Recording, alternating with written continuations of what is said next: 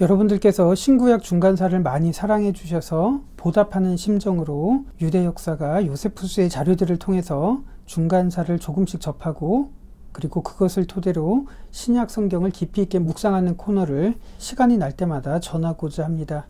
요세푸스는 많이 생소하실 겁니다. 그러나 요세푸스는 주후 37년에 유대 귀족 제사장 가문에서 태어났습니다. 주후 37년이면 초대교회 시대에 해당이 되고 바로 그 사도들과 동시대를 살아갔던 역사가였던 셈입니다. 요세푸스의 어머니는 하스몬 계열입니다. 중간사 2강에서 헤롯 가문을 다루면서 하스몬 계열을 언급했으니 이것이 유대 사회에서는 얼마나 태생적으로 큰 특권이었는지 알게 되실 겁니다. 요세푸스는 이런 배경 탓에 유대 율법에 능통했고 그리고 더 많은 종파를 알기 위해서 바리새파, 에세네파, 사두개파를 모두 섭렵한 후에 19살부터 바리새인의 원리로 살았다고 자서전에 밝힙니다. 그러나 주후 66년에 유대전쟁이 일어났을 때 그의 나이는 29살이었고 이때 로마에 항전하는 유대 지휘관을 맡았다가 결국에는 요타파타 전투에서 로마의 베스파시안에게 패배하고 로마에 투항하게 됩니다. 이 부분에서 학자들 사이에 많은 논란이 있지만 어쨌든 투항하기 전까지 마띠아스의 아들 요세푸스로 불리다가 투항하고 난 이후에 베스파시안의 가문을 받아들여서 플라비우스 요세푸스로 이름을 바꾸게 됩니다.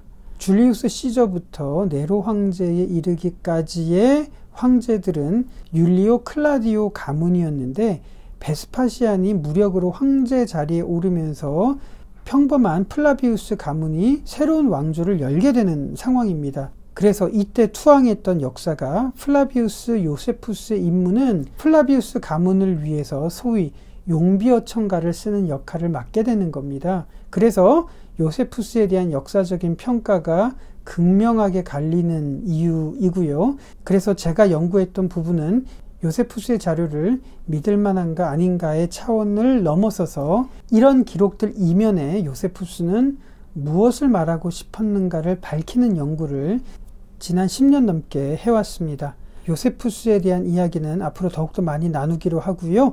요세푸스는 수많은 종파들 중에 어떤 종파가 더 타당한지 수년 동안 경험을 했었던 사람이었습니다. 유대 율법에 능통했지만 중간기의 혼란을 경험하면서 변질된 종파들 중에 어떤 종파가 가장 믿을만한지 그는 시간을 투자를 했는데 어쩌면 요세푸스의 이러한 고민은 팬데믹이라는 혼란을 거치면서 종교의 본질을 고민하는 우리와 크게 다르지 않을 거라고 생각을 합니다.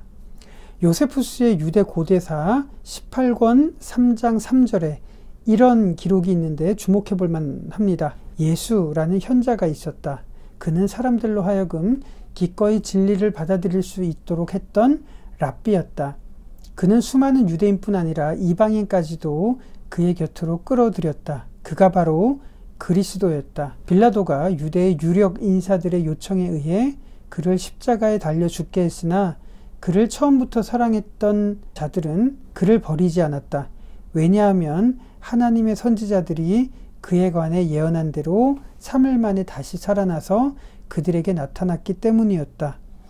하나님의 선지자들은 이뿐 아니라 그에 관해서 수많은 놀라운 일들을 예언했었다. 그의 이름을 본떠 그리스도인이라고 불리는 사람들은 오늘날까지도 남아있다. 자, 이 단락이 요세푸스가 기독교와 예수님에 대해서 언급했던 유일한 단락입니다. 요세푸스 관련 학자들의 논쟁을 제가 반영을 했는데 여러 학자들은 지금 보시는 이 부분 부활했다는 기록은 요세푸스가 직접 기록한 것이 아니라 중세를 거치면서 기독교 수도사들이 이 부분을 첨가했다고 하는 주장을 반영을 한 부분을 제가 이렇게 표시를 했습니다. 어쨌든 이 학자들의 말이 진짜인지 아닌지 차치하고서라도 나머지 부분을 한번 주목해 보면 이렇습니다. 요세푸스는 분명하게 예수 그리스도라는 사람이 있었고 빌라도라는 총독이 유대의 권력자들에 의해서 그를 죽게 했으며 요세푸스가 유대 고대사 이 글을 썼던 주후 90년대 도미티아누스 황제 때에도 그리스도를 본받았던 그리스도인들이 존재했었다는 것이 바로 역사적인 사실입니다. 그렇다면 요세푸스에게 그리스도인이라는 것은 어떤 의미일까요? 요세푸스가 태어났던 주후 37년에 초대교회에 박해가 있었던 시기였습니다. 그가 유대 고대사를 썼던 주후 90년대에는 도미티아누스 황제가 교회를 박해했던 시기였고요. 이때 사도 요한이 반모섬에 유배가 되었던 시기이기도 했습니다. 그러나 요세푸스는 이렇게 기록을 합니다. 예수가 빌라도에 의해서 정치적으로 처형을 받았지만 그리스도인들은 그를 버리지 않고 끝까지 그를 사랑했었고 도미티아누스 시대까지 예수를 따르는 자들이 남아있는데 그들은 90년대에도 여전히 현실에 타협하지 않고 그리스도를 따르고 있었다는 것을 이렇게 말하고 있습니다. 사도행전 11장 26절에도 안디옥에서 그리스도인이라고 일컬음을 받았던 사람들이 있다고 누가는 기록을 하고 있죠. 이것도 역시 요세푸스의 기록과 일치합니다. 이 그리스도인들은 스데반이 박해를 받았기 때문에 흩어졌던 사람들이었는데 그들 중에 상당수는 유대와 예루살렘에 자신의 생활 기반과 사회적인 지위가 있었을 텐데 그것을 기꺼이 버리고 그리스도를 위해서 안디옥에 도착했던 사람들이었겠죠.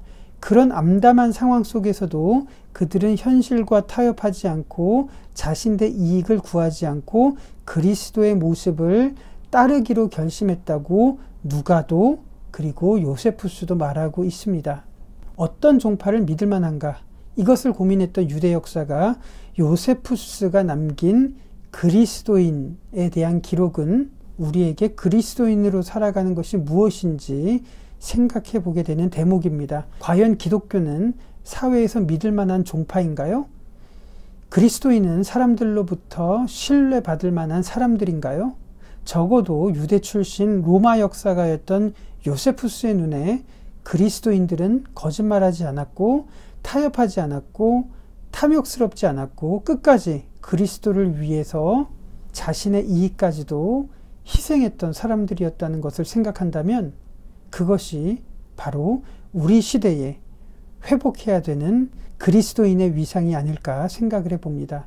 이러한 그리스도인의 모습을 회복하시는 우리 그리스도인들이 되기를 진심으로 소망해 봅니다.